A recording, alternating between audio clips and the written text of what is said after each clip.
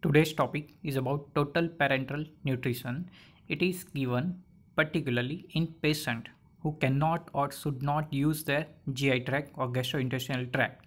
So, directly nutrition is given in the blood, and that is called a total parenteral feeding, and that has to be restored. So, to provide proper nutrition, it is particularly needed for unconscious or where removal of large part of intestine or gut, major trauma or surgery where nutrition should not provided through GI tract, then nutrition is directly given in the blood with the parenteral nutrition. It contains mostly glucose and amino acid.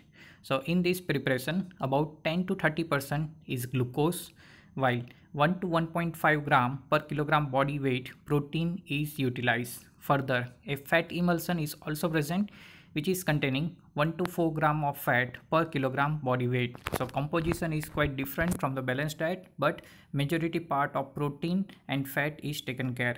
Along with multivitamins and trace elements, solution are commonly used. Further, along with this particular carbohydrate, lipid and protein, a care should be taken that adequate amount of sodium, potassium, calcium and magnesium should be there, so that deficiency of the sodium, potassium or calcium will not occur.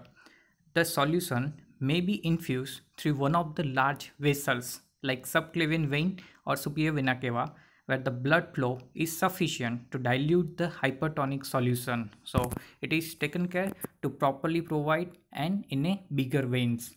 Further, this procedure is known as a total parenteral nutrition, and it is very useful particular in condition where GI tract should be avoided or bypassed for a temporary time of being.